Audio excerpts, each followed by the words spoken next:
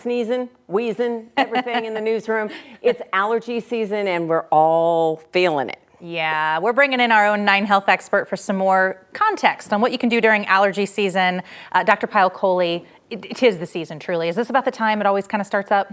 It is the time. In fact, this year we actually have it a little worse, and some estimates say about 3 weeks longer.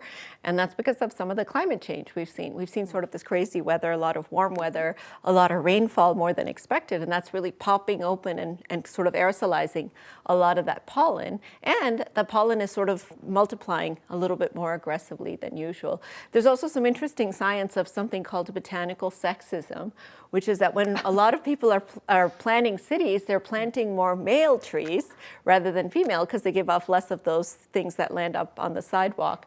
And that may have increased the pollen counts. Now, some people are not so much buying into that in the scientific community, but I think there's a whole host of reasons we're feeling those allergies this year.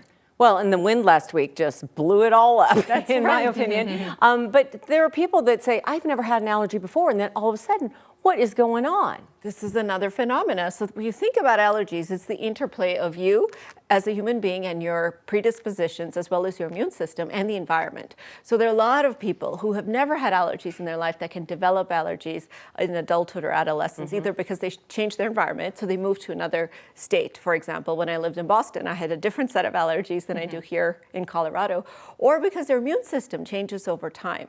So as we age, our immune system sensitivity changes, its reactivity changes. So a lot of us can start to develop allergies in adulthood. So don't be surprised if you're one of those individuals. So then the real question is, what can you do? Because I feel like the people I know that have the worst are just on meds for months and months. So there's the medications, and the medications sort of hit the 3 portals. So if you think about how pollen or allergens get into our body, it's the eyes, right? So you can use eye drops, antihistamine eye drops, lubricating. It's the nose. We have the Flonase or nasal steroids, even the nasal rinses like a neti pot or something that you could do. And then you could take a pill, like an antihistamine that can sort of turn off the immune system. But that's the medications. There's also some lifestyle things that you can do. So they suggest when the pollen counts are high, so if Kathy tells us that there's a lot of pollen out there, you wear your sunglasses when you're running or you're outside because it actually prevents entry of that pollen into your eyes. Some people actually say you should change your clothes, your shoes, maybe even rinse out your hair when you come home if you're particularly sensitive. And those HEPA filters inside can really help to sort of purify that air as well. And there are some that do the allergy shots, and I've heard pros and cons about that. That's true. Yep. So allergy shots for really severe sufferers. But here's the kicker with that. And I did allergy shots when I lived in Boston.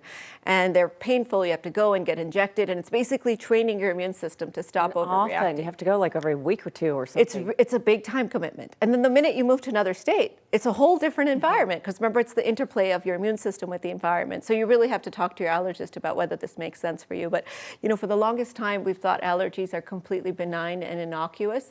But now what we're realizing is that they create inflammation. So even though the allergy itself is more of a nuisance, prolonged inflammation or prolonged allergy symptoms can create inflammation in your nose, can even damage DNA and create polyps and other reactionary things. So do talk to your allergist if you're having chronic allergies, you have sinus inflammation, because this may be something that might benefit you. I also feel like right now in this time still, you have to say, it's allergies, I don't have COVID. Yes. People are hacking and coughing People like, I promise I'm okay. You're completely right, because the symptoms overlap so much. I mean, there's some differences. You don't get a fever with allergies and such, and thankfully, it's getting warmer. It's a beautiful day out today. So hopefully we're going to start to see a decline in the respiratory viruses and in the allergies as summer comes. Okay, cope with it and get ahead of it. That's the other thing I often hear. Take the stuff like the nasal stuff before it even bothers you. And that's a really good point, because if you start feeling sniffly or congested and wake up and then put a spray in, it's not going to work. It takes 5 to 7 days for those nasal sprays to work optimally. Now you'll get some relief, but it's really a good idea to sort of stay ahead of it. And if you are taking a lot of antihistamines, they're drying. We live in Colorado. They dry your eyes, they dry your throat. You really have to make sure to hydrate. Hydrate. All right.